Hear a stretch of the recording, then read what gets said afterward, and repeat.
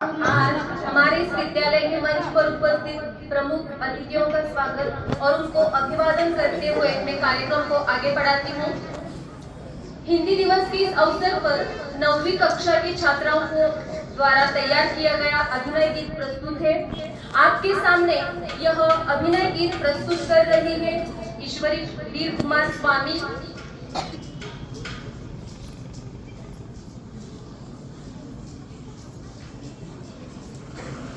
सागर में मिलती धाराएं, हिंदी सबका संगम है। शब्द नाद लिपि से आगे एक भरोसा अनुपम है। गंगा कावेरी की भाषा साथ मिलाती हिंदी है।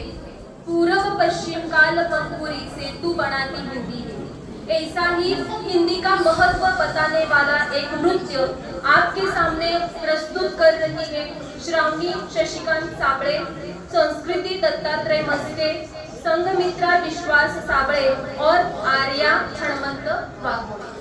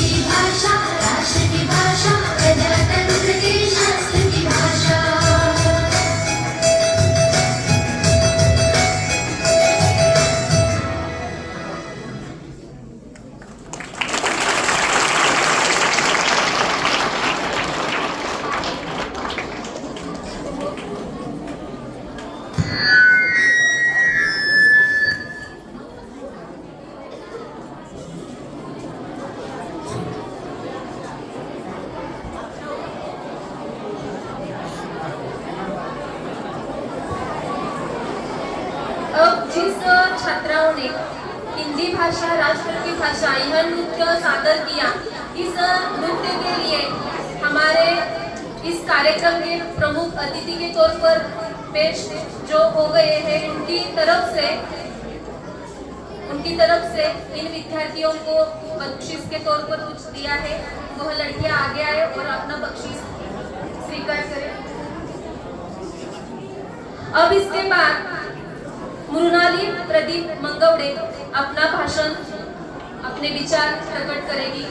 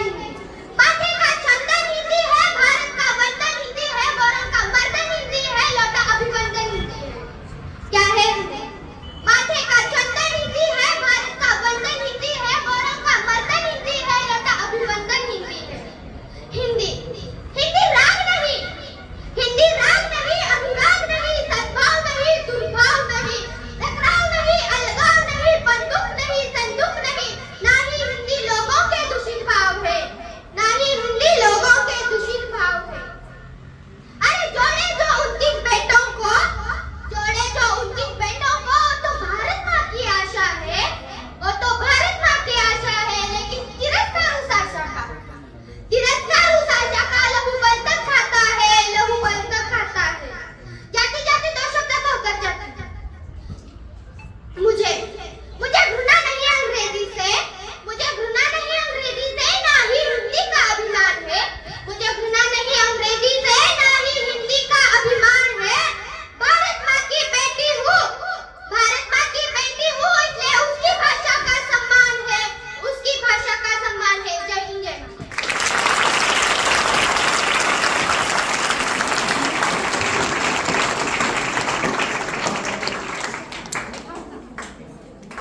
जो अभी किसी ने जो अपने विचार प्रकट किए, इतनी खूबसूरती से अपने विचार इसने प्रस्तुत किए, इसके लिए हमारे इस कार्यक्रम के अतिथि के तौर पर जो बारस्कर सर है, उनकी तरफ से बख्शीश दिया जा रहा है। 100 रुपया बख्शीश दिया जा रहा है।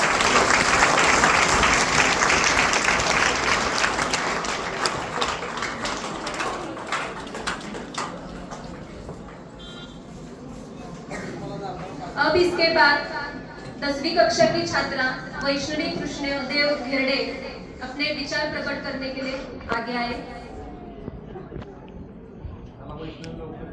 उसके बाद श्रुति मिलिंद सुतार तैयार रहे।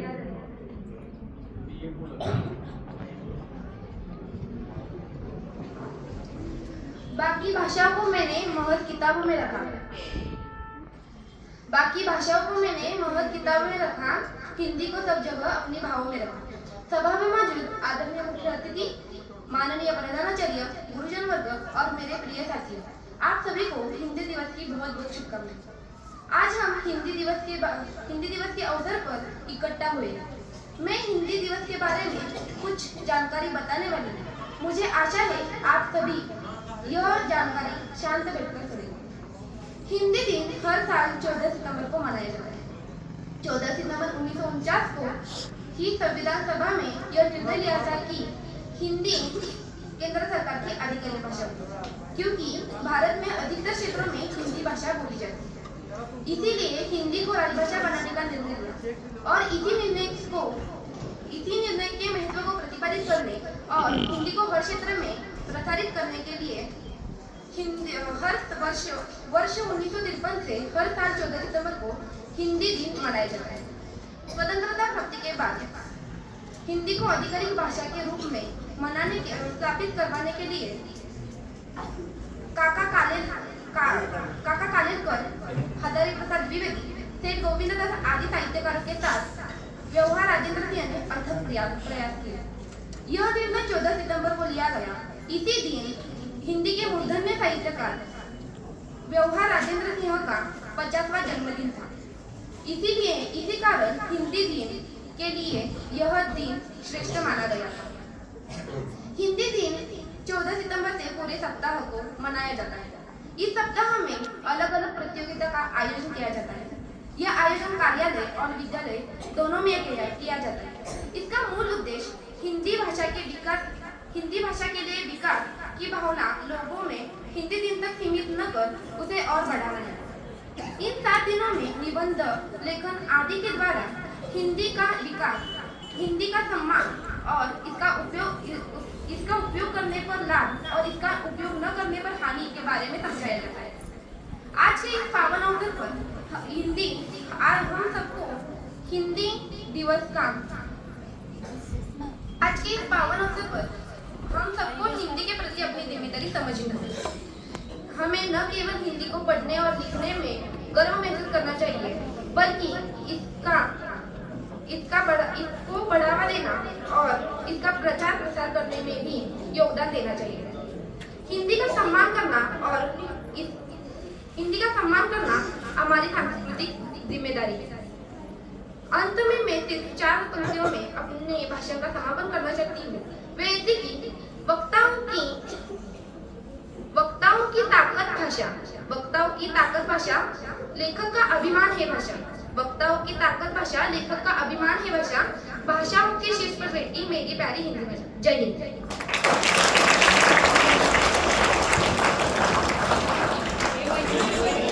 बहुत खूब अच्छी तरीके से अपने विचार प्रकट किए।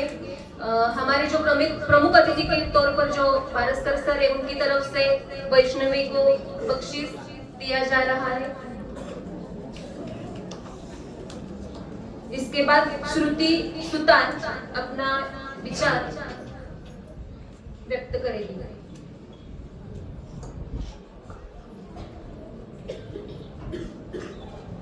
एक भाषा है आशा भरी जिसका नाम हिंदी है।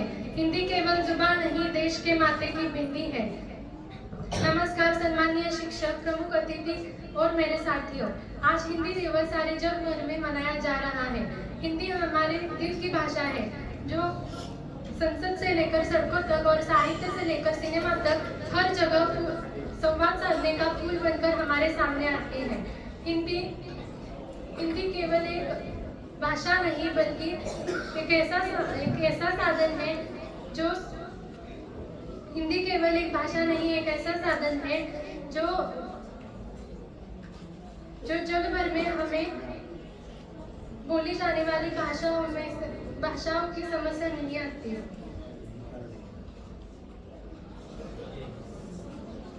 अंत में मैं बस इतना ही कहूंगी कि जन जन की भाषा है हिंदी, भारत की आशा है हिंदी, हिंदुस्तान की गौरव गाथा है हिंदी, एकता की अनुपम परंपरा है हिंदी।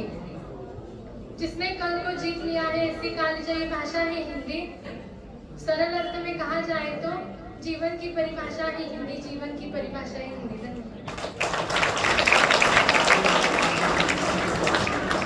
बहुत श्रुति सुतार को भी अपने अध्यक्ष अतिथि की तरफ से बख्शीश दिया जा रहा है।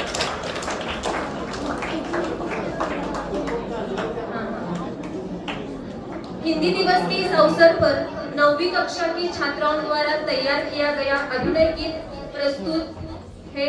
आपके सामने यह अभिनय गीत प्रस्तुत कर रही है ईश्वरी वीर कुमार स्वामी, तनुजा विजय कोड़ेकर, क्रांति संजय यमगर और वैष्णवी रामचंद्र दुधाड़।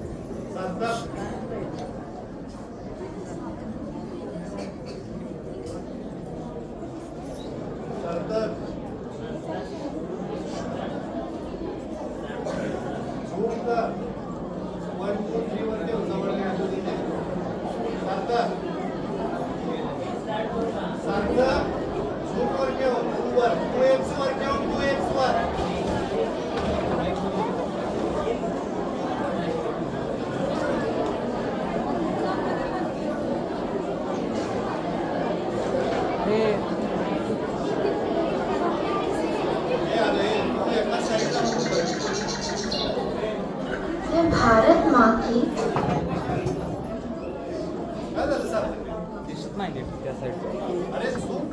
झूम नाही गिंता डिवीचं झूम केलं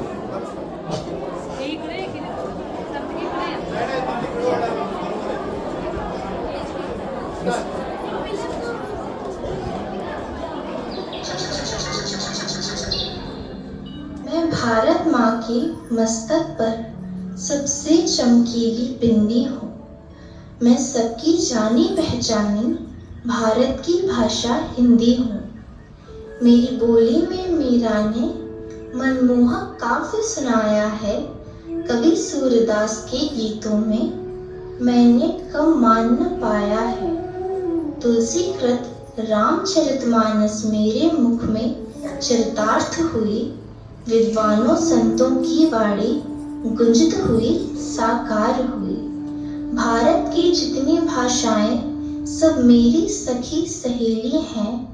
हम आपस में क्यों टकराए, हम बहनें भोली भाली हैं। सब भाषाओं के शब्दों को मैंने गले लगाया है। इसलिए भारत के जन जन ने मुझे अपनाया है।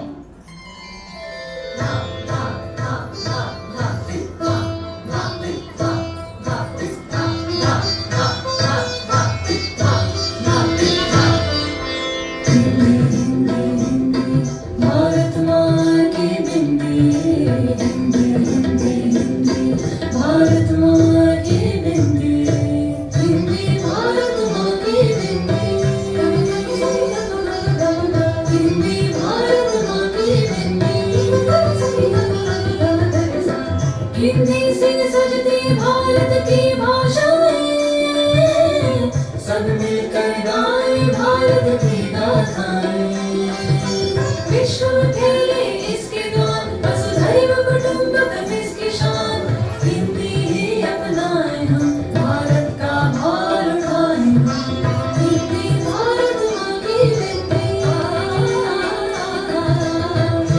भारत माँ की हिंदी।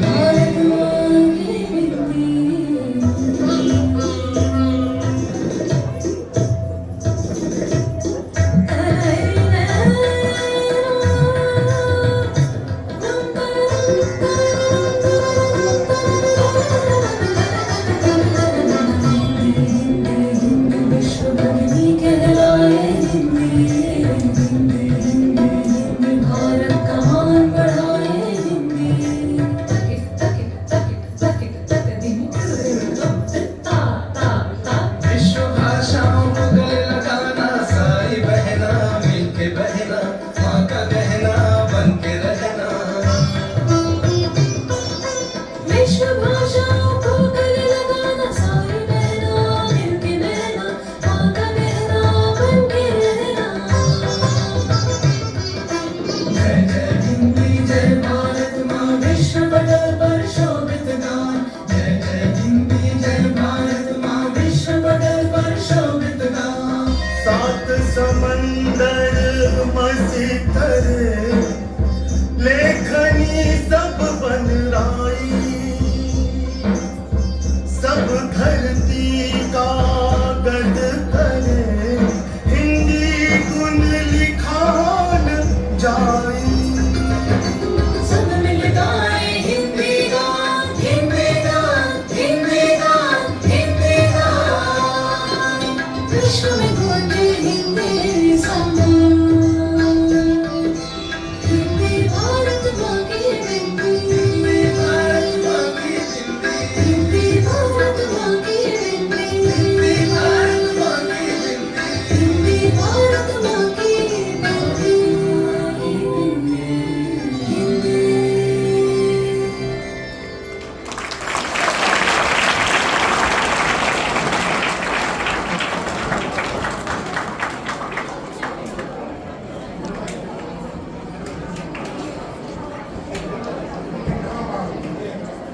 बहुत ही खूबसूरत तरीके से यह अभिनय गीत प्रस्तुत हुआ। इस अभिनय गीत के लिए हमारे अतिथि MM बारस्कर सर, इनकी तरफ से बख्शीश दिया जा रहा है।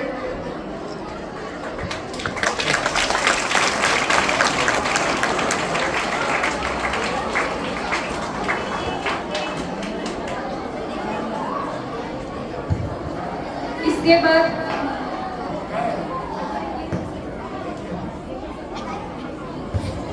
बाद समृद्धि सोमनाथ भोसले, प्रतीक्षा आनंद बड़कर और मिताली दत्ता शिंदे यह एक गीत प्रस्तुत करने आ रही है।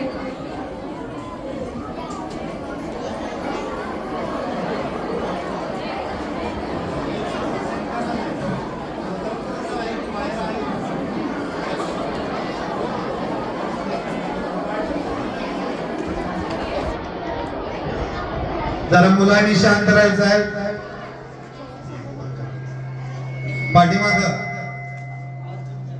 पाठीमागे जी मुलं आहेत, आवाज नको आता।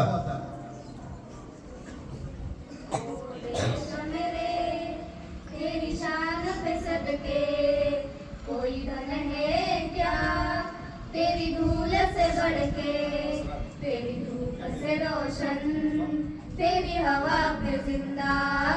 तू बाप है मेरा, मैं तेरा परिंदा। है अर्जी दीवाने की, जहाँ भोर सुहानी देखी, एक रोज वही मेरी शाम हो। कभी याद करे जो जमाना, माटी पे मर मिट जाना, जिक्र में शामिल मेरा नाम हो। ओ देश मेरे, तेरी शान पे सदके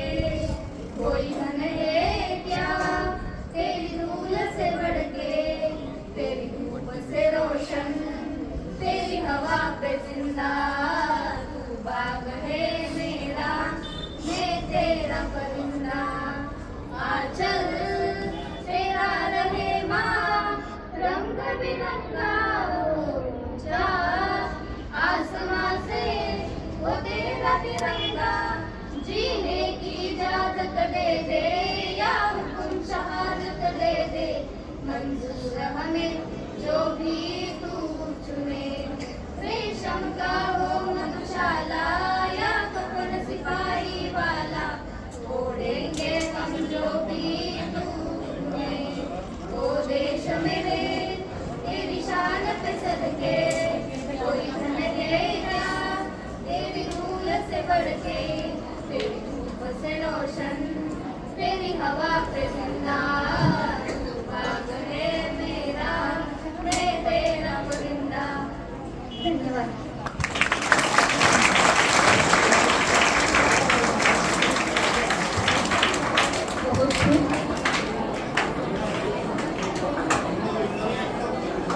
सर फोटो काढ.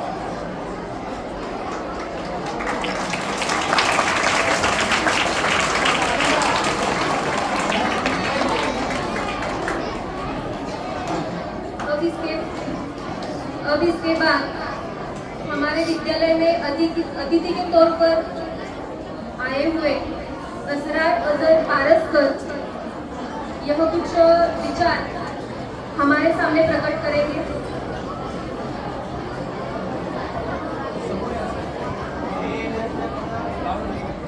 Good afternoon, all of you.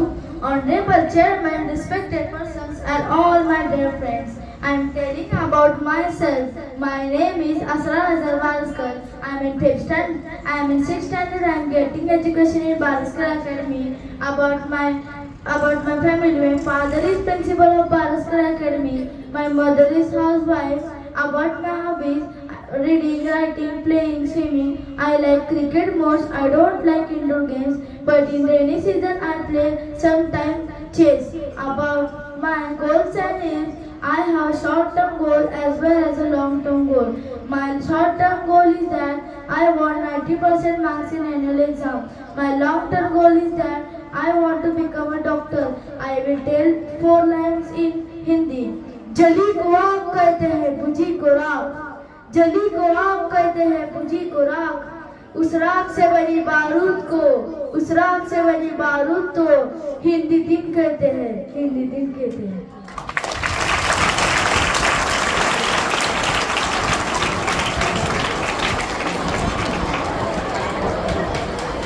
बहुत अच्छा। हमारे विद्यालय के प्रधानाचार्य उनकी तरफ से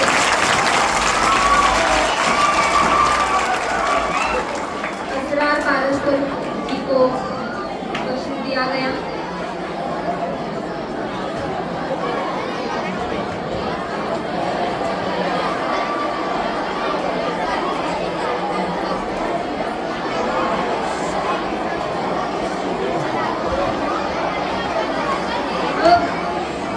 आज हमारे सामने अतिथि के तौर पर मौजूद है अजहर पारसकर सर, जिनके अनमोल विचार मार्गदर्शन पाने का जो सम्मान मिला गया है, मैं अनुरोध करती हूँ कि वह अपने विचार हमारे सामने प्रकट करें।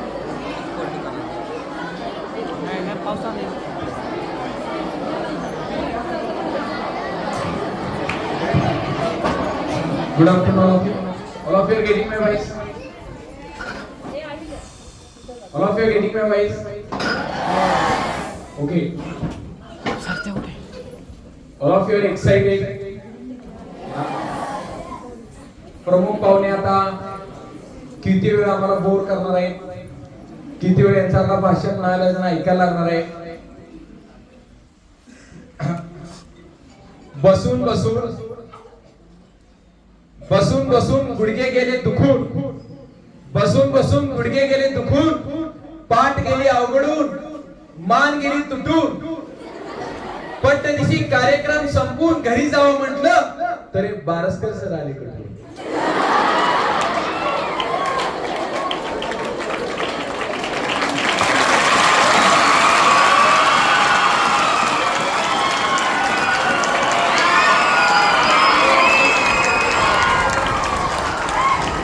पिक्चर अभी बाकी है मेरे दोस्त, आता मेरी स्टार्टिंग है.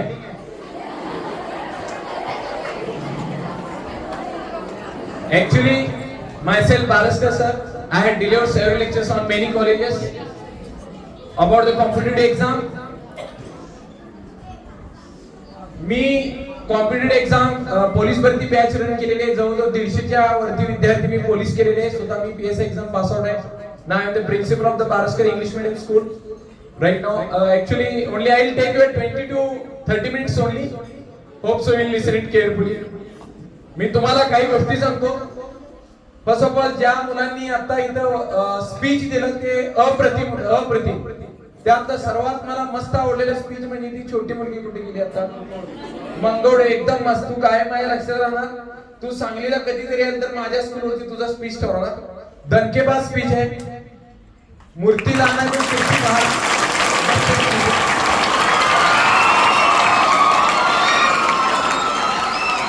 बघा. विश्वास नागरे पाटील सर जे IAS आहेत ते ज्यावेळी त्यांच्या भाषणाची सुरुवात करतात त्यावेळी ते काय म्हणतात, माझ्या जमलेल्या गोड गोंडस देखण्या सुंदर रान फुलानो, माझ्या जमलेल्या गोड गोंडस देखण्या सुंदर रान फुलानो. मी तुम्हाला रान फुलानो याच्यासाठी म्हटलो की या रान फुलांना काही कसदार जमीन, योग्य हवामान आणि भरपूर पाऊस ज्याही मिळतो त्याही रान फुलं अशी फुलतात अशी उमलतात की यांच्या समोर पुण्या मुंबईचे झेंडू, मोगरे, गुलाब फिके पडतात.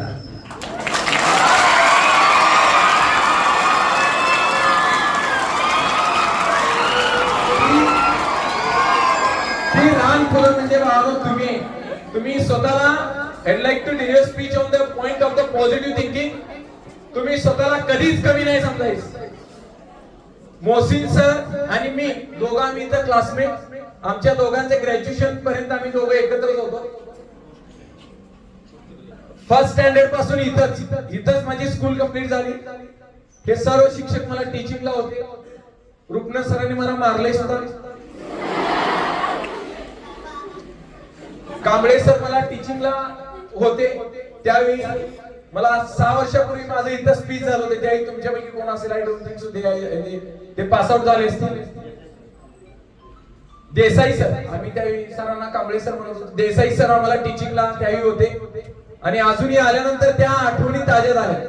मोहसिन सर आणि मी आमचे असे किस्से आहेत. आम्ही कुठल्याही कार्यक्रमात भेटलो तर आम्ही दोघं एका साईडला जाऊन आमच्या गप्पा वेगळ्याच असतात. तुम्ही कपिल शर्माचा शो बघून जेवढा हसत नाही तेवढा आमच्या एकमेकांच्या गप्पामुळे आम्ही मनसोक्त हसून घेत असतो. ती आमची एक जर्नी. 15 वर्ष आम्ही एकत्र एज्युकेशन घेतलं. त्याच्यानंतर right now I have completed MA BEd DSM. तर बाबा I would like to tell about the positive thinking. तुम्ही स्वतःला कमी नाही समजायचं. You can do anything what you want to be in the future. You can do it. Only there should be the positive thinking. सपने उन्हीं के पूरे होते हैं जिनके सपनों में जान होती है. सपने उन्हीं के पूरे होते हैं जिनके सपनों में जान होती है. पंखों से कुछ नहीं, उड़ान तो हौसलों से होती है.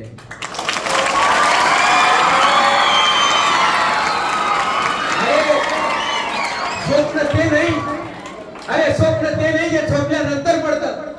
स्वप्न ते नाही जे झोपल्यानंतर पडतं. खरं स्वप्न ते आहे ज्याच्यामुळे आपल्याला झोपच लागत नाही. We should be fastest. You can do anything. अहो एक किल्ला होता गावातला, म्हणजे एक टेकडी होती. Listen this example. I would like to share few examples with you. You will understand what I am telling. एक टेकडी होती आणि त्या टेकडीच्या वरती टॉप ऑफ द हिल कोण जाऊ शकत नव्हतं. गावातले 10 तरुण तुमच्यासारखे त्यांनी ठरवलं व्हॉटर इट मे बी आपण त्या टेकडीच्या उंचावरती जायचं. They decided, they started their journey. त्या मुलांनी ठरवलं आणि टेकडी चढायला सुरुवात केली. टेकडीच्या 50% भागापर्यंत गेले. गावातले सगळे लोक जमले, पुढारी जमले, सरपंच, उपसरपंच, सगळे न्यूज वाले आले आणि सगळीकडे दंगा. कशाला वर गेले, मराल पडाल. ही 10 जण वर गेली होती. खालून लोक ओरडत होती, कशाला वर गेलाय, पडाल मराल खाली या. त्यातले भिवून 5 जण खाली आले. किती जण राहिले? शाबाश, तुमच्या सगळ्यांचं लक्ष आहे. If I'll ask any question, if you'll not give me the response, जर मी काय विचारलं जर तुम्ही मला रिस्पॉन्स नाही दिला तर माझा शाप आहे, त्याचं लग्न ठरत नाही. हा आता सांगते बघ. आन्सर देणार ना? सगळे थोडक्यात लग्नाला हावरे आहे. लग्नाचा विषय जर सिरियस मॅटर आहे.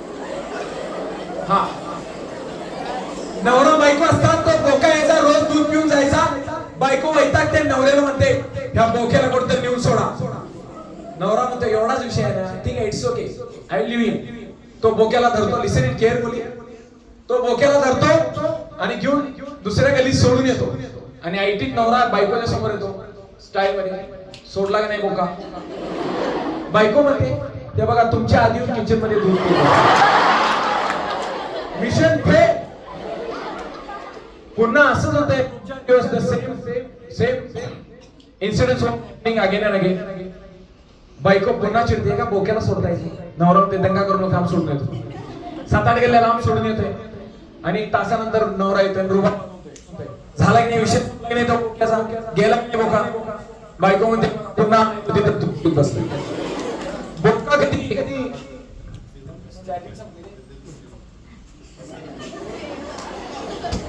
बाण तुम्ही हे सगळं पण म्हटलं तर ओरिजिनल आवाज जोरात आहे ना तुम्हाला हलू देत नाही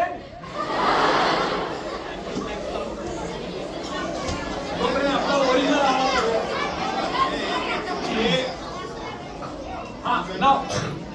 तो बायको वैतागलेली असते आणि तो बोका गेल्यानंतर बोका आपल्या घरात एखादा मांजर सोडल्यानंतर तो लवकर वाट विसरत नाही तो रिटर्न येतोय बायको शेवटी एकदा हॅलो गेटिंग व्हॉइस क्लिअर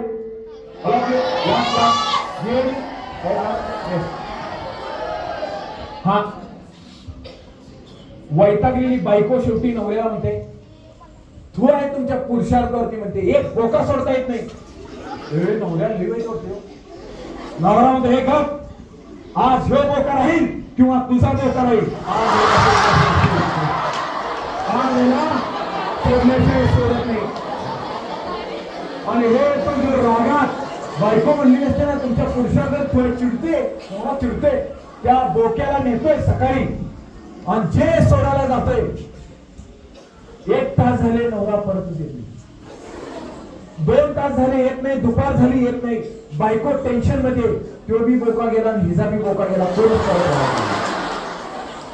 बायको टेन्शन मध्ये दुपार होते संध्याकाळ होते रात्र होते बायको बिचारी न जेवता टेन्शन मध्ये इकडून तिकडून कधी एकदा कुठला तरी बोका परत येते पण बोका परत येते म्हणून टेन्शन मध्ये तिला कळते वर आले मग रात्र होते आणि रात्रीचे 1-2 वाजलेले असतात आणि त्याच वेळी बायको वाट बघत बसलेली असते इकडे तिकडे चक्रा मारत असते दारावरती नॉकनॉक होते बायको लगेच प्रेमानं असं दारावर दया वाटत असते नवरा बिचारा सकाळपासून बाहेर गेलाय दार उघडते बघते तर काय पती परमेश्वर नवरा केस इसकटली कपडे फाटलेले चिकन बिकन लागलेलं बिचारे लई काढते असं दयेनं बघते तोंडाकडे असे कपडे पडले असं बघत पायात आणि बोका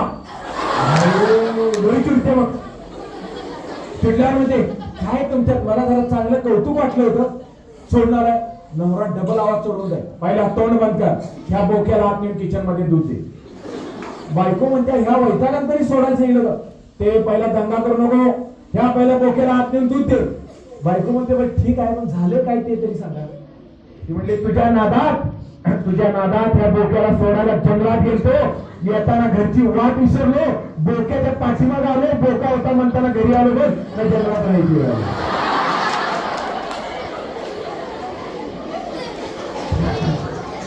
तो बोका तेव्हापासून परमनंट मेंबर झाला त्या घरचा म्हणजेच I would like to say it's part of the joke बाळांनो पॉझिटिव्ह थिंकिंग ठेवा पॉझिटिव्ह थिंकिंगचा अप्रोच पाहिजे आपापसात बोलणार a few minutes you should not talk with each other some students are talking with each other आवाज येतो काय माईकच्या बाजूमध्ये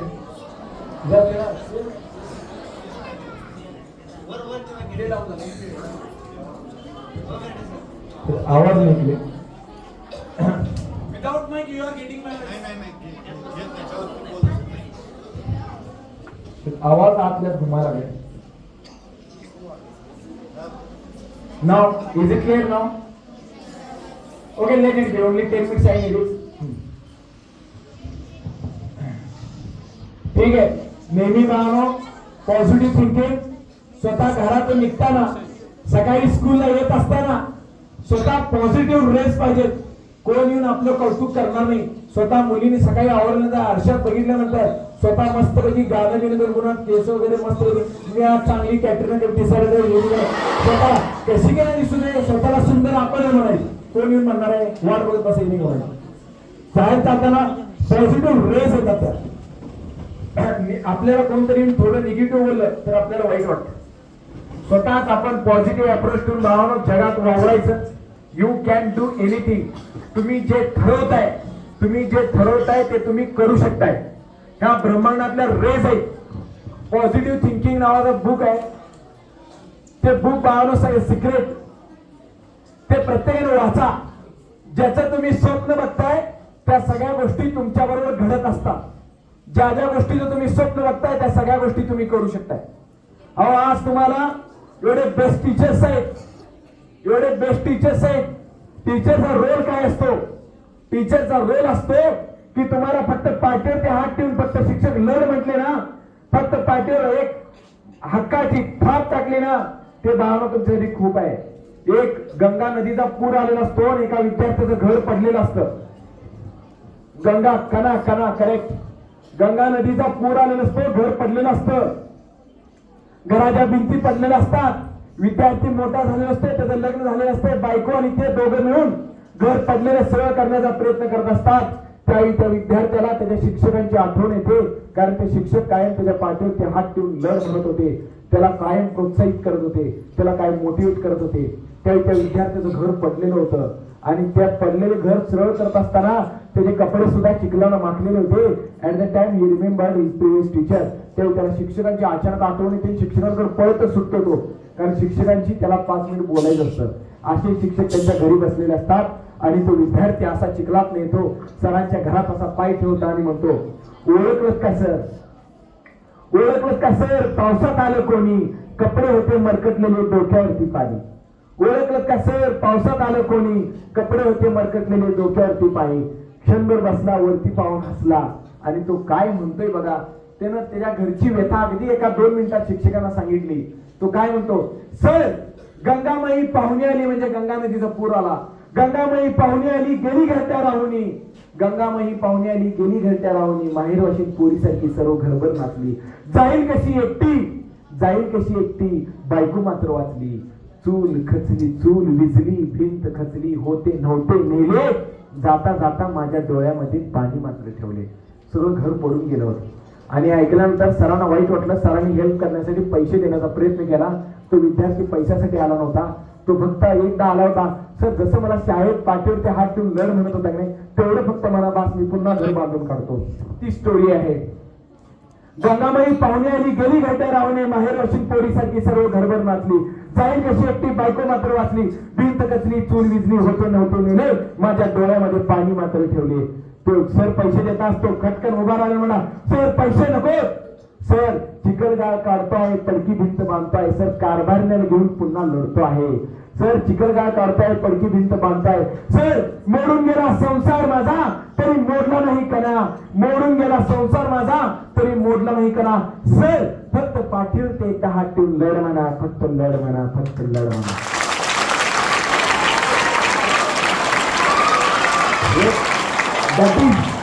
That is called real respect of the teachers.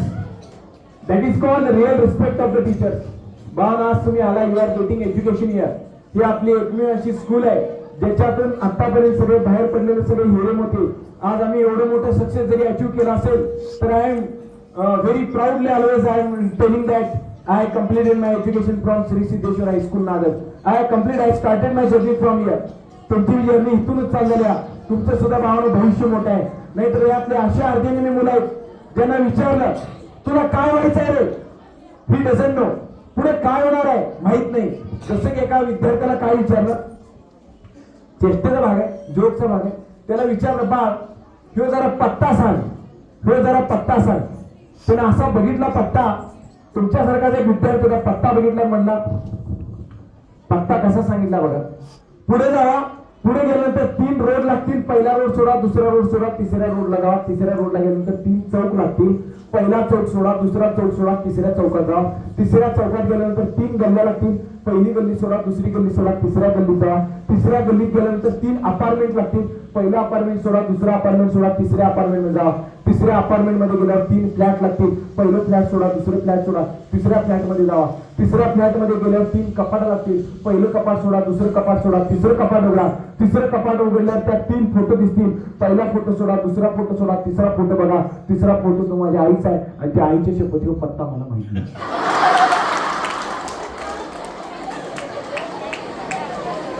काही जण अशीच सिरियल बघाले, त्यांना जोक कळेना काहीतरी प्रॉब्लेम आहे. काय ते मला का असायला लागलं त्याला काही कळेना. It's okay. तर बाळांनो, मुलींनी खूप छान स्पीच दिलं. तर मुलींबद्दल एक कोट टाईप फक्त एका मिनिटाची पोएम सांगतो. I like to stop here.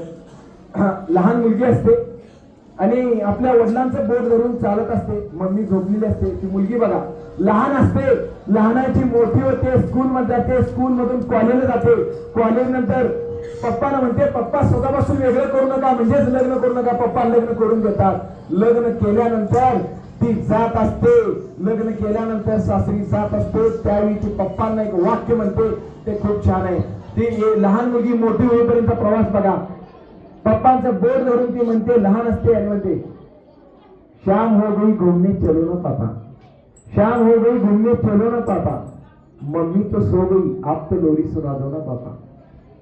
शाम हो गई घूमने चलो ना पापा, मम्मी तो सो गई आप तो लोरी सुना दो ना पापा. स्कूल हो गई आप कॉलेज जाने दो ना पापा, स्कूल हो गई आप कॉलेज जाने दो ना पापा. पाल पोस कर इतना बड़ा किया है आप खुद से जुदा करो ना पापा, पाल पोस कर इतना बड़ा किया है आप खुद से जुदा करो ना पापा. आप खुद से जुदा ही किया है लग्न, आप खुद से जुदा ही किया है तो आंसू मत बहाओ ना पापा. आप खुद से जुदा ही किया है तो आंसू मत बहाओ ना पापा. पापा आपने मेरी हर एक बात मानी है, पापा आपने मेरी हर एक बात मानी है. और एक बात मानो ना पापा, पापा मैं इस दुनिया पे बोझ नहीं हूँ, इस दुनिया को समझाओ ना पापा, इस दुनिया को समझाओ ना पापा.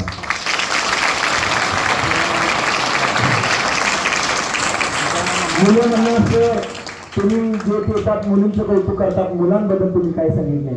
तर बावन you have to first of all you have to respect your parents at any cost. One of the best blessings in the world these are our parents blessing. वडिलांच्या खांद्यावरती लहान मुलगा बसलेला असतो. वडिलांच्या पप्पा खांद्यावर मुलांना खेळवतात. खांद्यावरती बसलेला असतो आणि खांद्यावरती तो उभा राहतो. तरी पप्पाने म्हणतो, पप्पा मी तुमच्यापेक्षा मोठा झालो. मोठा झाला का हो? मेरे कंधे पे बैठा मेरा बेटा जब खड़ा हो गया तो कहने लगा पापा मैं तुमसे बड़ा हो गया. मेरे कंधे पे बैठा मेरा बेटा जब खड़ा हो गया तो कहने लगा पापा मैं तुमसे बड़ा हो गया. मैंने कहा भले इस गलतफहमी में रहना लेकिन मेरे हाथ पकड़े रहना, भले इस गलतफहमी में रहना लेकिन मेरे हाथ पकड़े रहना.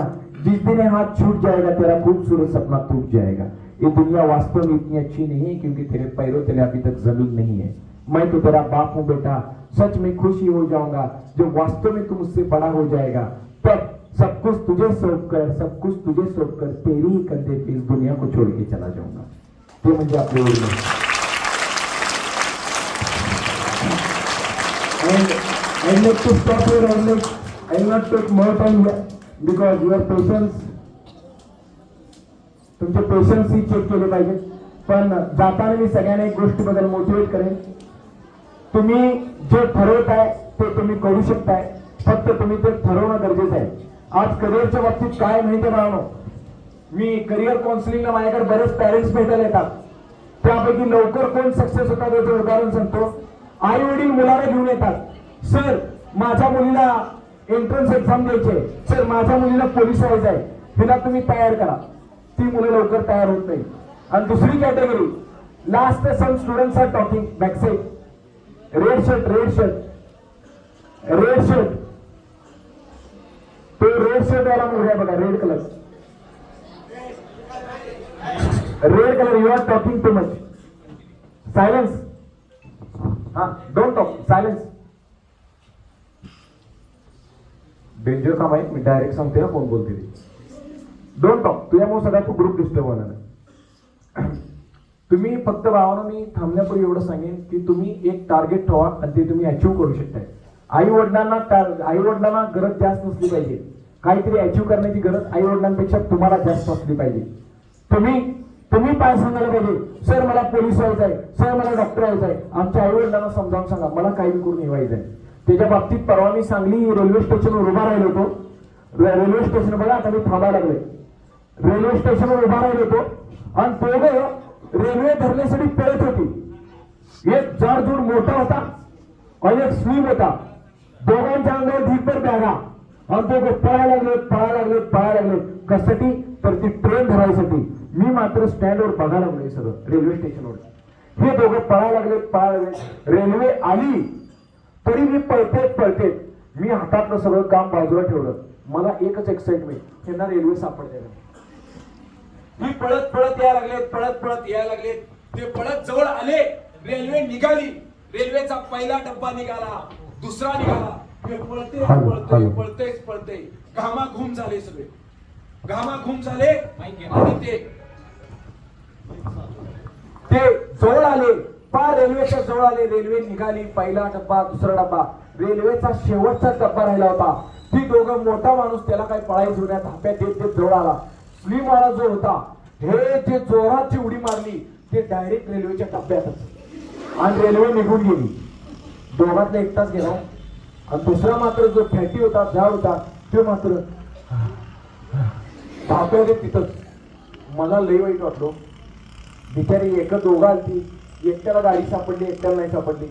मी बघायला लागले आणि ते एकदम हसायला लागलो. मी कन्फ्युज झालो. त्याला वाईट वाटायला पाहिजे, रडायला पाहिजे, बरोबर आहे की नाही? हसायला लागला. मी मोबाईल ठेवला खिशात. पहिले जाऊन विचार लागते काय विषय आहे. मी जवळ गेलो. म्हणलं बाबा तुझी गाडी चुकली, आलेला मित्र गेला, तुझी थोडक्यात गाडी चुकली, तू रडायला पाहिजे, तुला वाईट वाटत, तो हसतोस का? तो म्हणला मला, अरे हसू नाही तर काय करू, जो गेला ना तो मला सोडायला आला. तो सोडायला आलता, गाडी धरायला ना तोच निघून गेला आणि ह्यो मात्र तिथंच थांबला. असे तुमचे आई वडील झालेत. आई वडीलच गाडीत बसून चाललेत आणि तुम्ही तिथंच थांबलाय. करिअरची काळजी तुम्हाला जास्त पाहिजे, आई वडिलांना कमी पाहिजे. Got it guys? All of you listen me carefully. That's why thank you so much. YouTube वरती Barskar sir, Barskar academy search करा. माझे सगळे स्पीच तुम्हाला दिसतील. In future after the 10th if you need any guideline about the competitive exam, स्पर्धा परीक्षा, MPSC UPSC बद्दल कसली इन्फॉर्मेशन हवी असेल तर बिंदास भावानो सांगली मी visit to my office in the academy. I'd like to provide each and every information about the UPSC and MPSC after the 10th if you are interested to do it. Okay? Did you get it what I told? Did you get it? ठीक आहे. Thank you. आपण सगळेजण शांतपणे मला ऐकला, तुम्ही patience ठेवले, त्याबद्दल मी तुमचा खूप आभारी आहे. And once again I would like to say thank you to all the sir who arranged this beautiful program of the Hindi Day, and it is very nice. Thank you so much.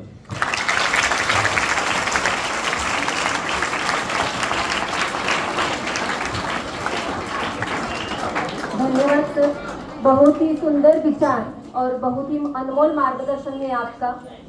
आपने जो कुछ भी उदाहरण दिए यह हमारे लिए बहुत ही अच्छी तरीके से उपयोग में आ जाएंगे, हमारे विद्यार्थियों के लिए. इसके बाद इस कार्यक्रम के अध्यक्ष के तौर पर जो एमएन बारसकर सर हैं, इनके विचार हमें अब सुनने को मिलेंगे.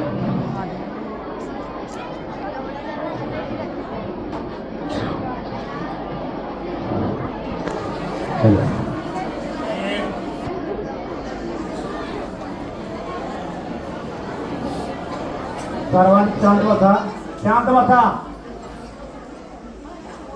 नूरे हक शम्मे इलाही को बुझा सकता है कौन? नूरे हक शम्मे इलाही को बुझा सकता है कौन? जिसका हामी हो खुदा उसे मिटा सकता है कौन? उसे मिटा सकता है कौन?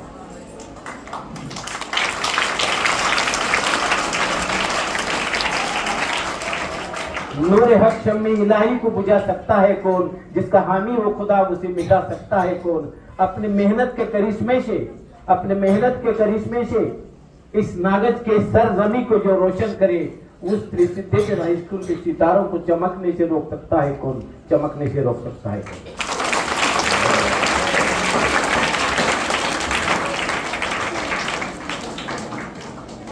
आज हिंदी दिन के इस शुभ अवसर पर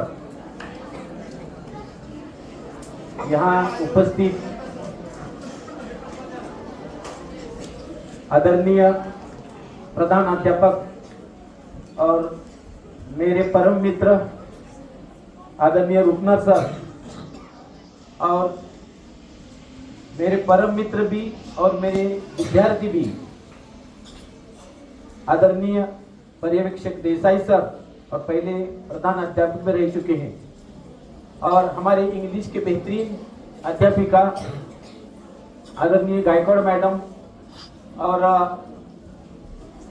मेरा बेटा मतलब भाई का बेटा आपका सबका favourite English teacher Baraskar MA sir Mohsin sir, बाद में अच्छा पढ़ाकर अखबार में खबरें देने वाले आदरणीय नलोड़े सर, और जब मैं पढ़ाता था उस वक्त पढ़ाने वाली Magade madam, Swami madam, Shinde RD, Patil PI, Kamble SS, Pawar AS madam और Gherde Sagar sir, Patil ma'am, Yadav ma'am, Kolekar ma'am, Chavan madam, Sable Ramesh, Kolekar Murarji और भगत सर और हमारा प्यून माननीय आदरणीय आड़के एसएस।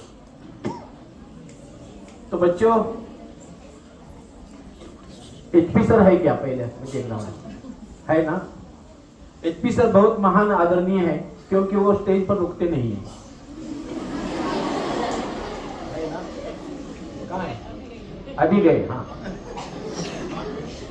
और वो ऐसे क्यों रुकते नहीं कि उनको पीछे से सपोर्ट है आदरणीय प्रधानाध्यापक रुपनाथ सर जी का। वो मजबूरन रुके हुए मैं हूँ इसलिए, और मुझे इतनी अच्छी अच्छी बातें कही, इनविटेशन उनका इतना लाजवाब था। अगर मैं सुनाऊं तो आप अचरज में पड़ जाएंगे और मैं सुनाना नहीं चाहता। ठीक है, अभी जो आपके भाषण अच्छे हुए छात्रों के बाद में आदर सर का भाषण अच्छा हुआ, और मुझे ऐसा लग रहा है कि विराट कोहली, रोहित शर्मा, इनके बैटिंग के बाद स्लो बैटिंग करने वाला राहुल द्रविड़ मैं बन चुका हूं। अब आप कहेंगे एक तो खेल नहीं तो आउट हो जाए, और मैं सिंगल रन लेने की कोशिश नहीं करूंगा, मैं पहले मैच खत्म करने की कोशिश करूंगा क्योंकि वक्त बहुत हो चुका है। तो हिंदी दिवस पर तो मैं आऊंगा ही, मगर उसके पहले दो बातें कुछ आपसे कहूंगा कि अभी भी पॉजिटिव थिंकिंग के बारे में आदर्श सर ने जो बताया, तो मेरे स्पीच के 8 विषय हैं। God, mother, honesty, hard work, positive thinking, thanking to God and importance of blessing and superstition. तो उसके एक के बारे में थोड़ा थोड़ा बताऊंगा मैं। तो पॉजिटिव थिंकिंग के बारे में मेरा एक कहना क्या है, तो घाटनांदरी मेरा स्पीच था, उस वक्त भी भाषण आया कि निसर्ग का कहना है कि बारसकर जी अब रुको, तो मैं रुकने वाला हूं। तो बीरबल बादशाह का एक शॉट बताता हूं आपको। बीरबल बड़ा चतुर होता है और वो हमेशा उसकी जो बातें होती है वो पॉजिटिव होती है। एक दिन बादशाह का उसके रानी से झगड़ा हो गया, तो उसने बताया कि बीरबल आज बहुत गुस्से में हूँ, झगड़ा हो गया, दिन बुरा है। तो बीरबल ने कहा जो होता है अच्छा ही होता है, इसमें क्या अच्छा है, रानी झगड़ा करी, सुबह से बात नहीं कर रही है। नहीं, बादशाह ये सब अच्छा ही हुआ। इस तरह झगड़ा हो गया, मैं बादशाह बीमार पड़ गया, तो बीरबल कहना ये भी अच्छा ही के लिए है। अरे कैसी बातें कर, जो भी होता है अच्छा के साथ, जो भी होता है अच्छा ही पॉजिटिवली ले लो। एक दिन क्या हो गया कि बादशाह ने तय किया आज शिकार करने जाएंगे। शिकार करने जाने को तो उसने तलवार को और तेज बनाने की कोशिश करते वक्त उसकी उंगली कट गई, और उंगली कट गई, खून बहने लगा। तो बीरबल बोला देखो ना बीरबल, आज उंगली कट गई मेरी। तो उस वक्त बीरबल ने कहना चाहते बहुत बुरा हुआ, मगर बीरबल कहना ये भी अच्छा हुआ, जो होता है अच्छे के लिए होता है। बादशाह बहुत गुस्से में आया, अरे तेरे महाराज के लिए बादशाह की उंगली कट गई, तू अच्छा हुआ कहता है, जो भी होता है अच्छे के लिए, तू बहुत बुरा आदमी है, इसको जेल में डालो। और उस दिन बीरबल को उसका सलाखों के पीछे अरेस्ट मतलब जेल में डाल दिया, और बादशाह गुस्से में अकेला, रानी से झगड़ा हुआ था, बिरबल भी साथ नहीं था और घोड़े पर बैठकर अकेला जंगल में शिकार के लिए गया। शिकार बहुत देर तक नहीं मिली, रात हो गई और अंधेरे में बादशाह अपना रास्ता भूल गया और ऐसे इलाके में गया कि वहां अलग लोग रहते थे जिसे आदिवासी जमात कहते हैं। और उन्होंने बादशाह, उनकी एक दूसरे की भाषा समझते नहीं थे और उन्होंने एक दूसरे को पहचाना नहीं, बादशाह को गिरफ्तार किया और रात भर रखा। उनकी प्रथा क्या थी, उनकी एक देवी थी और सुबह उठाकर नहला धुलाकर बादशाह को देवी के सामने बलि चढ़ाने का प्रोग्राम बनाया। उनको क्या मालूम बादशाह है ये क्या है। और फिर बादशाह को बुरा लगने लगा, बिरबल भी साथ में, अब मुझे बलि चढ़ाने में क्या बताऊं, मेरी भाषा भी उनसे समझ में नहीं आ रही। बादशाह को सुबह उठाकर देवी के सामने सुलाया और अभी उसकी गर्दन काटने वाले थे और उसके हाथ ऐसे थे, उतने में वो आदिवासी में विचार हो गया, अरे ये बादशाह की एक उंगली, ये आदमी की एक उंगली कटी है और ऐसा बलि देवी को नहीं चलता। और उन्होंने बादशाह को छोड़ दिया और बादशाह सुबह होने पर रास्ता ढूंढते ढूंढते अपने महल में वापस आया तो वो सोचने लगा था कि बिरबल ने कहा था कि ये उंगली कटी, अच्छे सच में जाके उंगली कटी इसलिए मैं बच गया। बिरबल का कहीं सही कहना था। और वो जब बादशाह ने बिरबल को जेल में डाला था तब बादशाह ने कहा था, उस वक्त को मैं बताना भूल गया, अब कैसा लगता है, तो बिरबल ने कहा था ये भी अच्छे के लिए है। फिर बादशाह महल में गया और जेल के पास गया और बिरबल को कहा कि सब कहानी बताई जो हुआ था पूरा। तो सचमुच बिरबल तूने बताया था कि उंगली कट गई, अच्छा हुआ, उंगली कट गई इसलिए मैं बच गया, वरना मुझे बलि चढ़ाते। मगर एक बात मेरे समझ में नहीं आई कि तुझे जेल में डाला ये भी अच्छा, ये कैसे अच्छा। तो बिरबल ने जो जवाब दिया वो पॉजिटिव थिंकिंग सुनने लायक है। तो बिरबल ने कहा, महाराज मुझे आप जेल में नहीं डालते तो शिकार के लिए साथ में ले जाते, दोनों मिलकर रास्ता भूल जाते और आदिवासी लोग बलि चढ़ाने के लिए तो तुम्हारी उंगलियां कितनी, 9 उंगलियां और मेरी कितनी 10, फिर नंबर किसका था, तो तुम्हारे बजाय मुझे बलि चढ़ाते थे, इसलिए ईश्वर ने मुझे बचाया। तो मैं बच गया क्योंकि तुमने मुझे जेल में डाला। ये है मित्रों पॉजिटिव थिंकिंग की बात। तो हमेशा पॉजिटिव थिंकिंग करोगे तो जिंदगी में तुम्हें जो मुश्किलें हैं वो आसान महसूस होगी। और भगवान श्री कृष्ण ने कहा है, कर्मण्यवाधिका रस्ते मां फलेषु कदाचन। भगवान श्री कृष्ण ने बहुत बातें अच्छी कही भगवत गीता में, परिवर्तन संसार का नियम है। अरे तू क्यों रो रहा है, तेरा क्या था जो तूने खोया है। जो आज तेरा है वो कल किसी और का था, जो आज तेरा है कल किसी और का था, परसों किसी और का हो जाएगा। तूने क्या खोया है जो तूने साथ में लाया था, कुछ नहीं। तो उन्होंने क्या कहा था, कर्मण्यवाधिका रस्ते मां फलेषु कदाचन। कर्म किए जा फल की इच्छा मत करे इंसान, कर्म किए जा फल की इच्छा मत करे इंसान, जैसे कर्म करेगा वैसे फल देगा भगवान। यह गीता का ज्ञान, यह गीता का ज्ञान। तो भाइयों कर्म अच्छा करोगे तो उसका यकीनन फल अच्छा होगा। दूसरी कहावत है, जैसी करनी वैसी भरनी, जैसी करनी वैसी भरनी, आज किया कल पछताएगा, किया नहीं तो करके देख, मरा नहीं तो मर के देख। न्यूटन का थर्ड लॉ साइंस में क्या है, एक्शन्स और reactions are equal and each opposite. क्रिया और प्रतिक्रिया या एकमेकाच्या विरुद्ध आणि समान असतात, मराठी में कहते हैं। तो जैसे एक्शन वैसी रिएक्शन। तो रुकनर सर, एचपी सर, देसाई सब स्टाफ हमेशा, मुझे अटैक आया था और मैं बच गया। मोहसिन सर को मालूम है कि मेरे पिताजी ने उनके आजर सर और मोहसिन सर के दादाजी, सब लोग, मोहसिन सर के अब्बा मेरे बड़े भाई, उनके पिताजी, सब हमारे खानदान में अटैक से चले गए और मैं भी अटैक से जाने के रास्ते पर था। उस वक्त मोहसिन सर भी वहां आए थे, आजर सर रो रहे थे, मोहसिन सर भी रो रहे थे कि अब पिताजी बचने वाले नहीं है।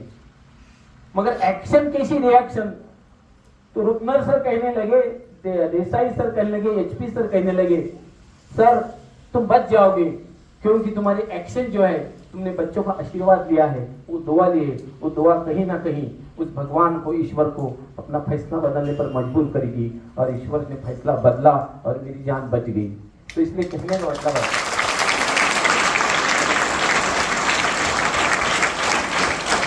तो फिर मुझे याद आया भगवान श्री कृष्ण की वो बात, कर्मण्यवाधिका रस्ते मां फलेषु कदाचन।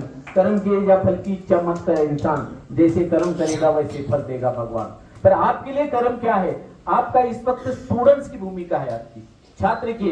तो आपका कर्म है कि मन लगाकर उसका अध्ययन करे और एक अच्छा इंसान बनकर दिखाए।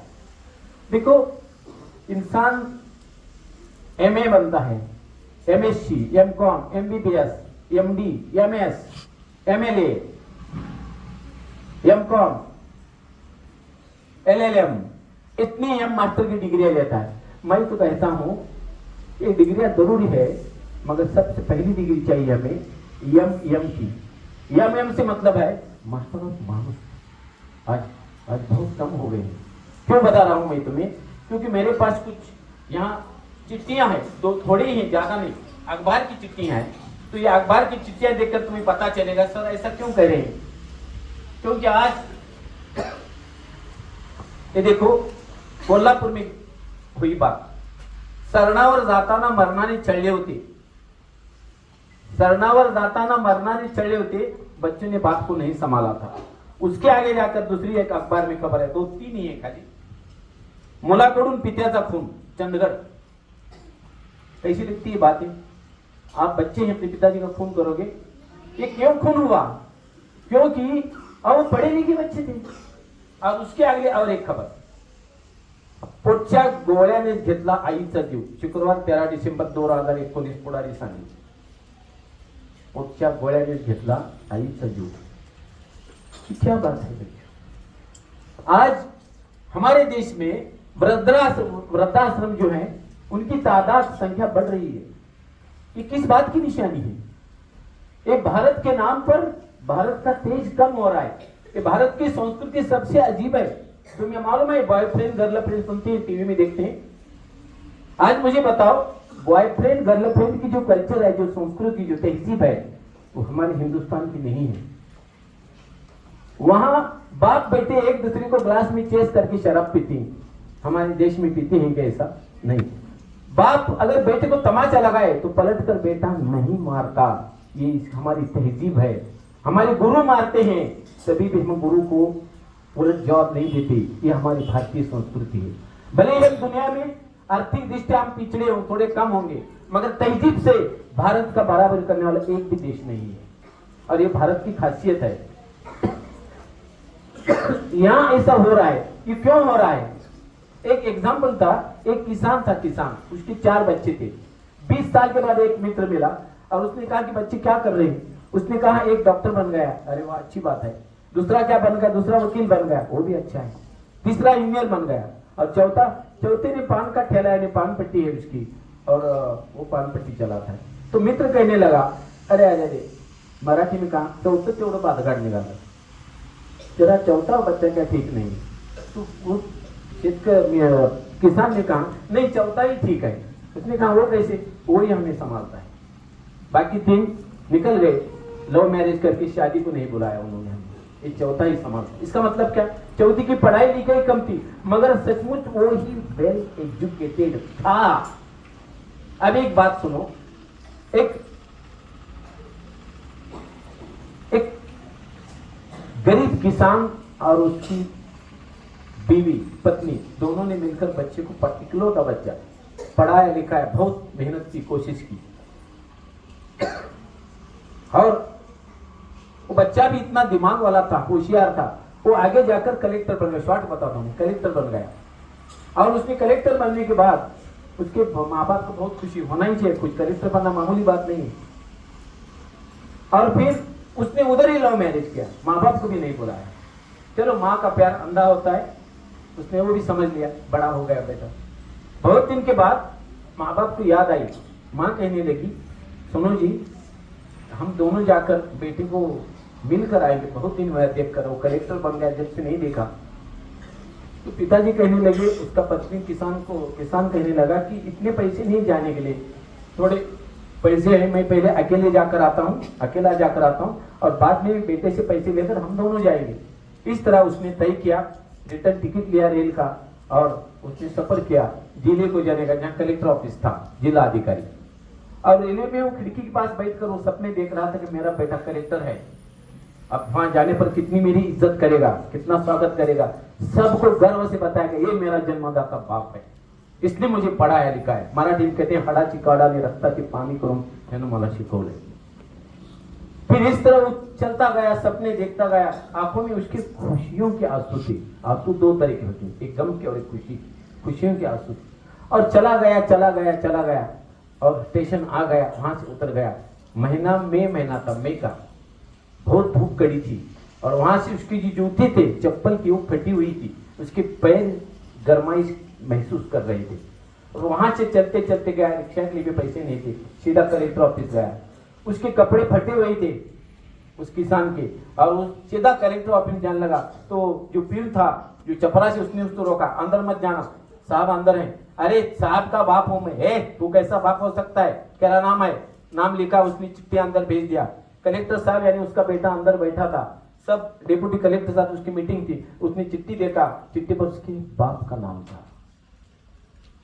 और वो बेचारा बूढ़ा आदमी फटे हुए कपड़े, फटी हुई जूती पहनकर धूप में खड़ा था, धूप में, सर धूप से जल रहा था, पसीने की इधर से पसीने की बूंदें आ रही थी, उसका पूरा बदन, उसके कपड़े पसीने से भीगे हुए थे। आधा घंटा हुआ कलेक्टर साहब बाहर नहीं आए। दूसरी चिट्ठी भेजी गई, दूसरी चिट्ठी देखा, मीटिंग शुरू थी, दूसरी तरफ की, पौन घंटा हो गया। तीसरी चिट्ठी भेजी गई, फिर भी कलेक्टर साहब नहीं आए। वो कहने लगा, बोलो ना बाप आया है उनका करके। नहीं बोल नहीं सकता, चिट्ठी भेजता हूँ। 1 घंटा हो गया, 1 घंटा धूप में बेचारा बूढ़ा आदमी खड़ा था, उसका बाप, जिसने उसे पढ़ाकर कलेक्टर किया। और जब एक 5वीं चिट्ठी भेजने से पहले कलेक्टर साहब केबिन से बाहर आ गए। कलेक्टर साहब जैसे बाहर आ गए, आगे कलेक्टर साहब, पीछे डिप्टी कलेक्टर, सब लोग थे। और उसका जो रौब जो था, मराठी में रुबाब कहते हैं, जो रौब था उसका, वो देखकर बाप को इतनी खुशी हुई कि उसे धूप के हुए गरमाइश महसूस नहीं हो रही थी। वो बेटे का सब रौब देखकर, सूट पैंट कोट में टाई, पीछे सब सैल्यूट कर रहे पुलिस वाले, और पीछे डिप्टी कलेक्टर, सब आगे साहब आओ। और आहिस्ता बाप की तरफ आने लगा। और बाप उसे इस तरह देखता पड़ा कि मेरा बेटा आ रहा है, इस तरह देखने लगा उसे। और जैसे ही नजदीक आया तो अब उसे लगा, अब मेरी पैर छुएगा और सबको पहचान इंट्रोड्यूस करा देगा, ये मेरा जन्मदाता बाप है, इसने मुझे पढ़ाया लिखा है, और मुझे मेरे पैर छुएगा और फिर मैं उसे गले लगाऊंगा। कितनी खुशी होगी। इस सपने सजाए वो देख रहा था बेटा, आगे इसके सपने भी आगे जा रहे थे। और जैसा ही नजदीक आया डिप्टी कलेक्टर साहब ने पूछा, साहब कौन है बूढ़ा, कितनी देर से देख रहा है? साहब, कलेक्टर साहब 1 सेकंड रुक गए और कहने लगा, ये हमारे खेत का मजदूर है, हाँ मजा अपना गड़ी है। डिप्टी कलेक्टर साहब, ये मजदूर इतना, हाँ ये मजदूर है, दोबारा कहा, हाँ ये मजदूर है। और बाप के सपने चकनाचूर हो गए, तहस नहस हो गए, उसके सपनों की धज्जियां हो गई। और फौरन उसके आंसू रुक गए और वो देखता ही रह गया, मेरे बेटे ने मुझे बाप कहने से इनकार किया, मुझे अपने खेत का मजदूर कह रहा है, कितना पढ़ा लिखा है ये सोचकर। और कलेक्टर साहब आगे निकल गए और जाते थे उन्होंने क्या की, चपरासी के पास 100 की नोट दी और उसे बूढ़े को बाप को नहीं, बूढ़े को नाश्ता पानी कराओ और उसे भेज दो। चपरासी आया, दादाजी 100 रुपये दिए। बूढ़ा कहने लगा, तुम्हारे साहब को बोलो मैं मजदूर हूँ, बहुत मजदूरी मुझे आपने दी है, अब नहीं चाहिए। और बेचारा सीधा रेल में वापिस गया। और जिस खिड़की के पास आते वक्त खुशियों के आंसू रो रहा था, सपने देख रहा था, अब दूसरी खिड़की के पास बैठा, सिर्फ आंसू बह रहे थे और उसके दिमाग में एक ही था, ये हमारे खेत का मजदूर है, हाँ मजा मळ्यातला गडी है, हाँ मजा मळ्यातला गडी। बार बार उसे घूम रहा था। जिस्म पर, शरीर पर कोई वार होगा तो उसे मरहम लगाकर ठीक किया जा सकता है।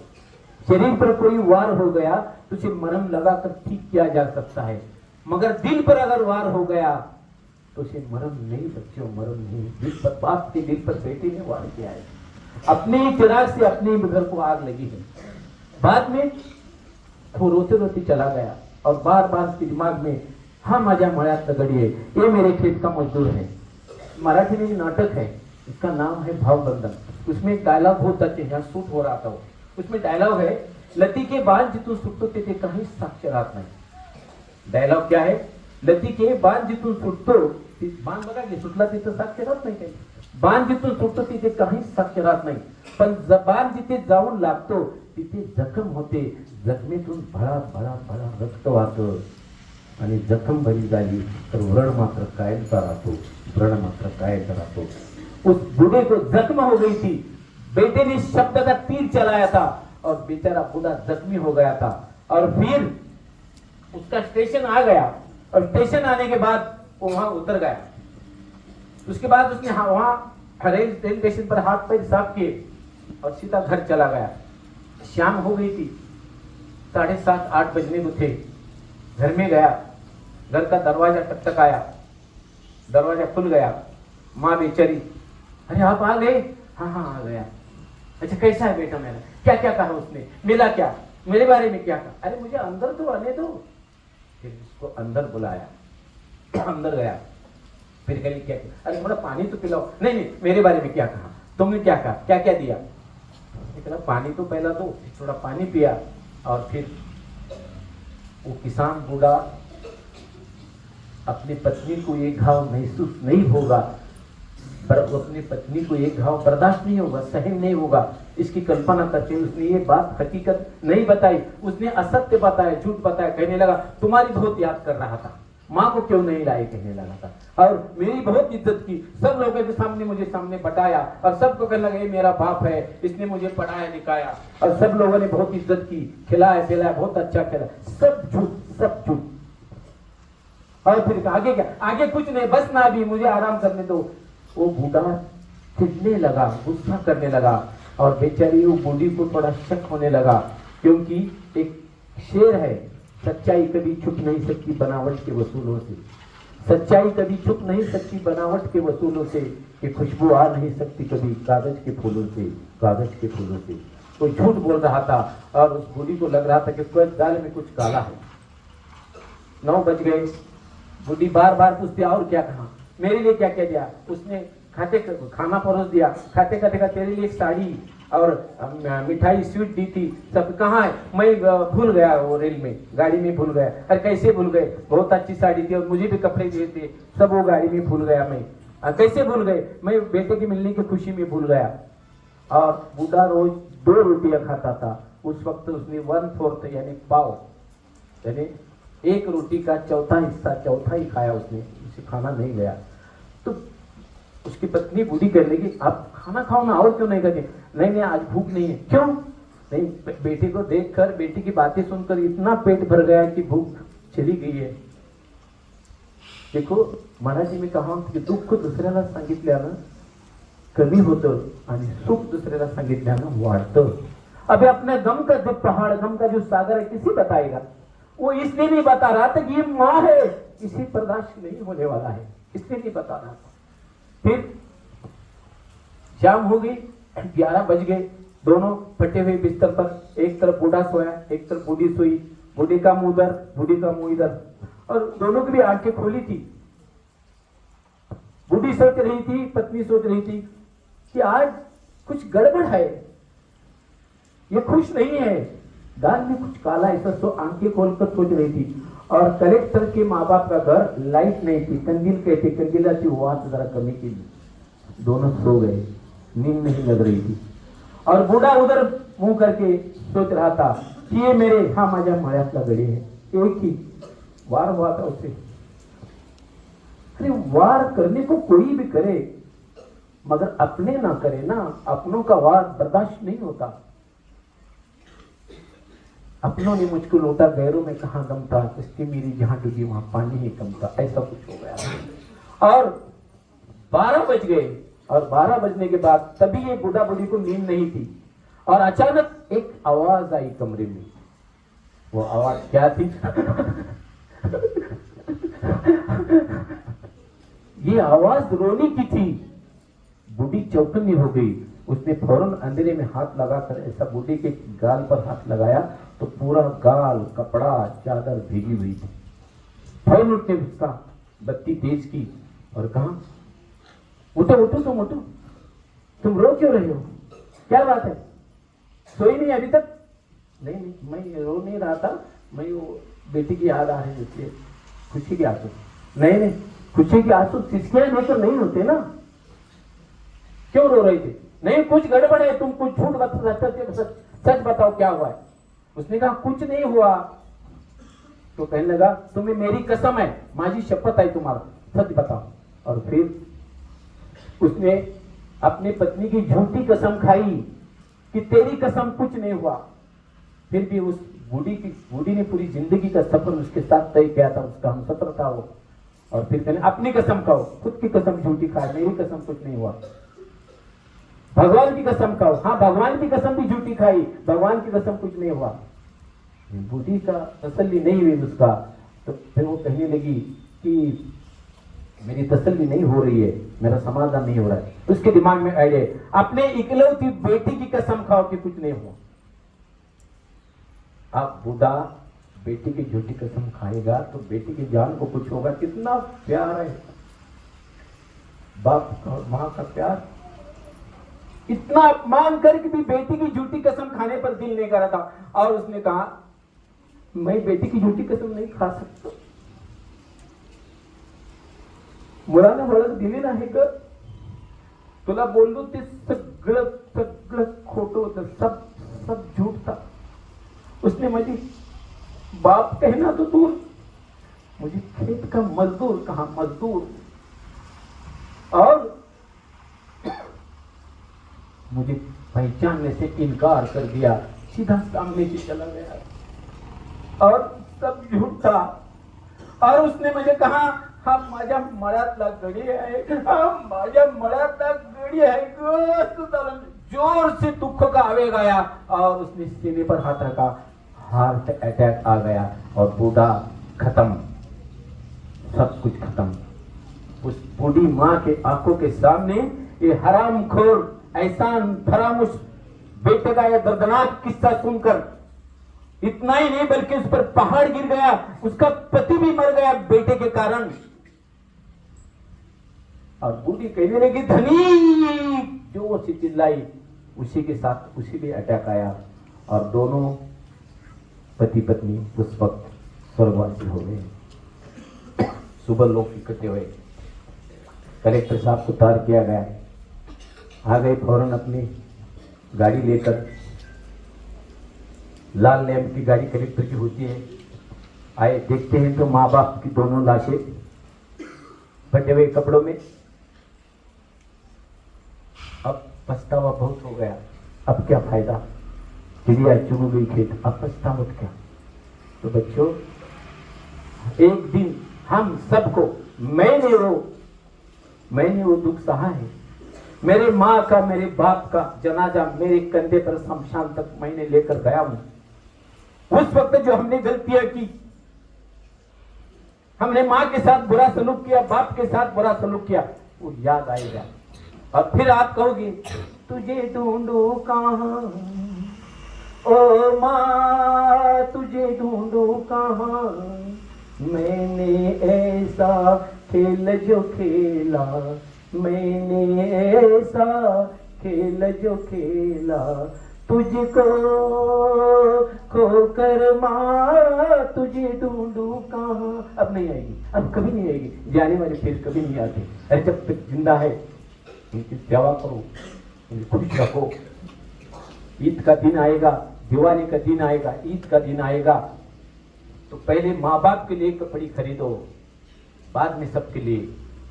हाँ, कुछ माए, और ये सब इम्तिहान अभी नहीं है, शादी के बाद होता है।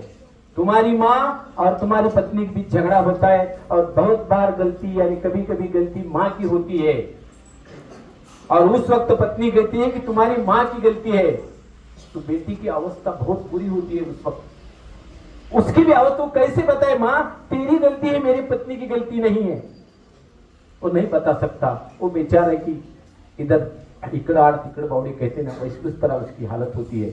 इसलिए तो पत्नी को समझाओ, हाँ बूढ़ा आदमी है, ए मेरी बीबी तेरे पहले मेरी माँ मरने वाली है, तू जवान है वो बूढ़ी है, थोड़ा नजरअंदाज कर, थोडं दुर्लक्ष कर, असू दे, म्हातारा माणूस आहे म्हटलं तर दुर्लक्ष कर, कारण तू यायच्या अगोदर साधारण 25 वर्षात लग्न होतं. 25 वर्षात सगळं माझं तिनंच केलंय. आता तू मालकीन होऊ नको. चुकतंय तिचं मला माहित आहे, पण मी आईनं कुठल्या तोलानं जाऊ. आई तुझं चुकलं, माझ्या बायकोचं बरोबर आहे हे सांगायचं काळीज आणि धाडस माझं नाही. असलं तर तो हरामखोर आहे. माँ के पैरों के लिए जन्नत है, बाप उसका दरवाजा है. आईच्या पायाखाली स्वर्ग आहे, बाप तिचा दरवाजा आहे. तर इसलिए एक कोटेशन आहे इस वक्त की डोळे उघडून प्रेम करती ती पत्नी असते. डोळे उघडून प्रेम करती ती पत्नी असते. डोळे मिटून प्रेम करती ती प्रियसी असते. आणि डोळे मिटेपर्यंत प्रेम करते. डोळे मिटेपर्यंत प्रेम करते ती आई असते. ती आई असते. इसलिए माँ को कभी कभी कभी नहीं भूलो.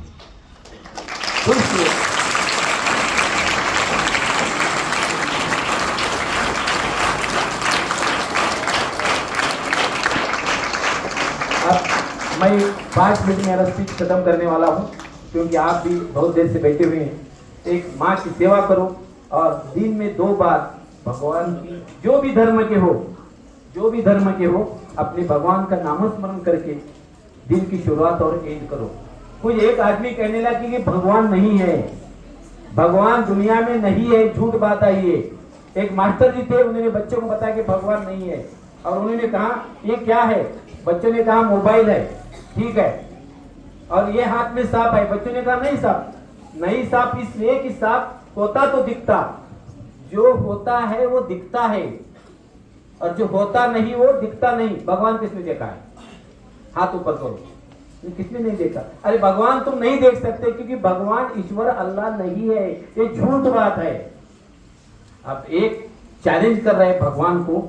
अब भगवान की मेरी डेफिनेशन क्या है? देखो, हम जो रहते हैं वो एक प्लेनेट है, ग्रह कहते हैं, और उससे बड़े स्टार यानी सितारे, ऐसे लाखों करोड़ों अब्जों ग्रह और तारे मिलाकर एक आकाश गंगा होती है. और ऐसे अब्जों आकाश गंगा इस ब्रह्मांड में तैरते हैं, और उस सब का कंट्रोलर जो शक्ति है, it is called Allah, it is called भगवान, ईश्वर, वॉट एवर नेम, कुछ भी नाम हो उसके, मगर वो पावर है. और उसको चैलेंज कर रहा है कि तुझा अस्तित्व नहीं, चुकीचं है. एक भगवान ने उसका चैलेंज फौरन एक्सेप्ट किया, और एक बच्चे को उसने हिदायत दी. बच्चा एक उठ गया, और छोटा बच्चा था 5वीं का. उसने ऐसा करके अपनी पैंट ऊपर ली और कहने लगा, गुरुजी एक सवाल है, पूछ. गुरुजी तुम्हारे पास बुद्धि है क्या? अरे गुरुजी है तो बुद्धि कैसे नहीं? बहुत बुद्धि है मेरे पास. है ना? ठीक है, दिखाओ बुद्धि. अरे गुरुजी खामोश. बच्चा कहने लगा, गुरुजी बुद्धि दिखाओ ना. गुरुजी कहने लगे, बेटा बुद्धि नहीं दिखा सकता रे. अब आपने कहा था जो दिखता नहीं वो होता नहीं. तुम्हारे पास बुद्धि होती तो दिखाते. गुरुजी खामोश हो गए. और दूसरा बच्चा उठकर कहने लगा, अरे बगैर बुद्धि के गुरुजी के सामने बैठ कर क्या करेंगे? 1 बाय 1 सब क्लास छोड़कर ले गए. गुरुजी अकेले बैठ गए. भगवान है कि नहीं?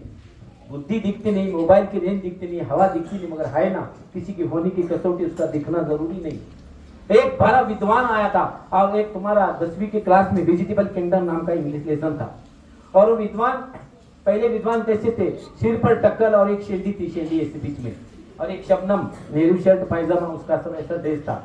और वो पढ़ लिख कर विद्वान होकर आ गया और बगीचे में गया. और बगीचे में उसने देखा एक वो तरबूज कहते ना, कलिंगड़, इतना बड़ा तरबूज था.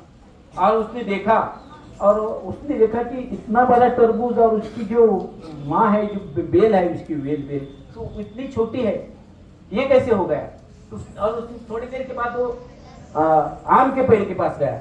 आम के पेड़ के पास जाने के बाद उसने देखा कि इतना बड़ा पेड़ और इतना छोटा फल.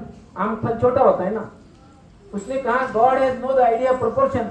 देवाला आकाराची आकाराची अक्कल नाही देवाला. म्हणला की इतना छोटा, इतकी लहान वेल आणि इतकं मोठं फळ, इतकं मोठं झाड आणि एवढं फळ है. God has no idea proportion.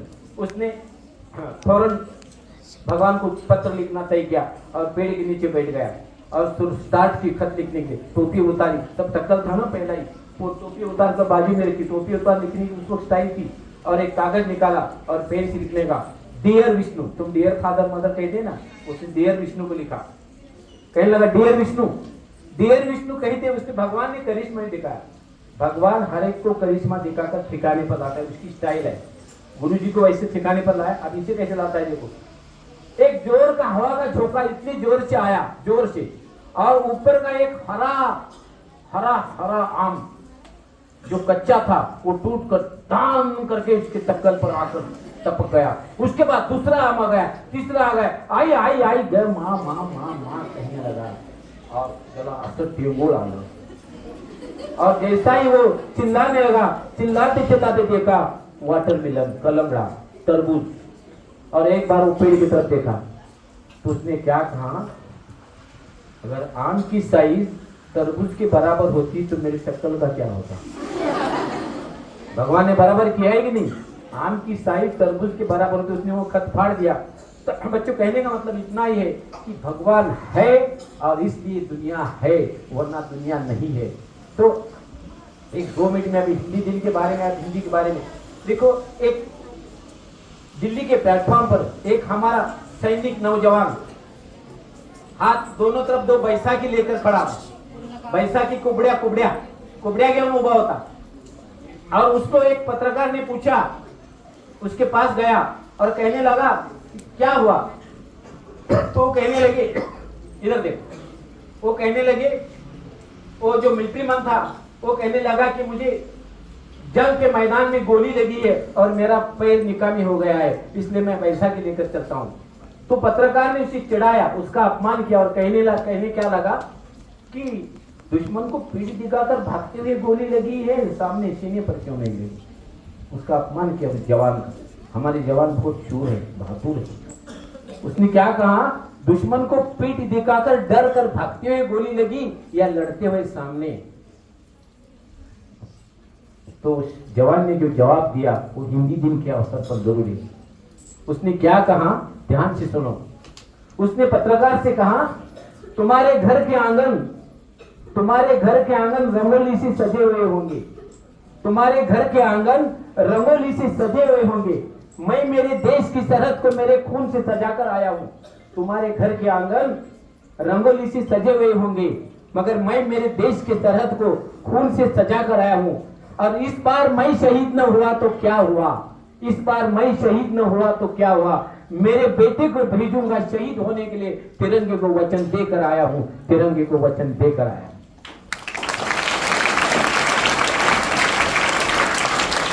तो यहाँ उसने तिरंगा कहा, ये बात अंडरलाइन है। मेरे कहने का मतलब है, हमारा एक देश, एक तिरंगा झंडा, हमारा एक राष्ट्रगान जनगण मन, और हमारी एक हिंदी राष्ट्रभाषा।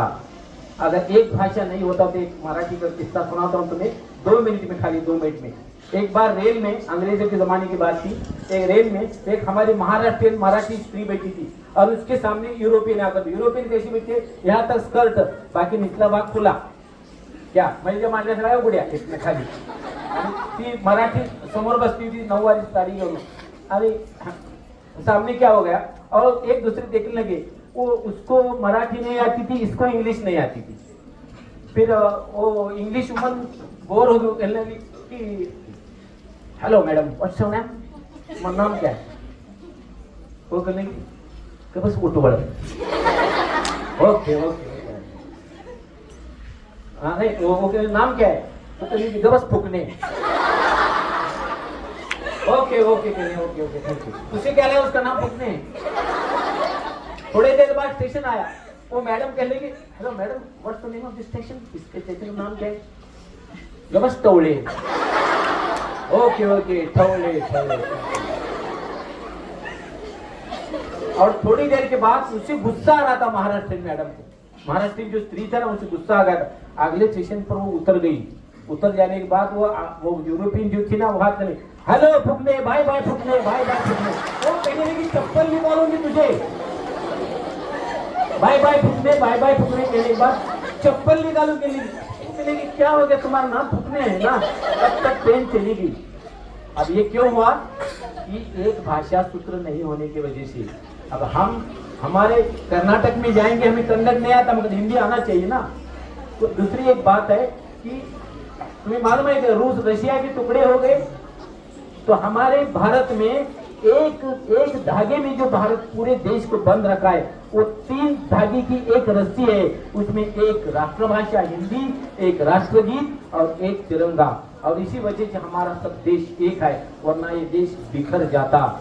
इसीलिए मैं मेरे स्पीच को यहाँ समेटते हुए तो इतना ही कहना चाहूंगा की जिंदगी जो है शेवटी जगायचं कशासाठी। मैं मराठी में एक कोटेशन कहूंगा और आपसे अलविदा लूंगा। आधा घंटा हो चुका है की आपलं कोणीतरी ऐकतं हे बोलण्यासाठी खूप असतं। आपलं कोणीतरी ऐकतं हे बोलण्यासाठी खूप असतं। आपलं कोणीतरी ऐकतं हे बोलण्यासाठी खूप असतं। आपलं कोणीतरी वाचतं हे लिहिण्यासाठी खूप असतं।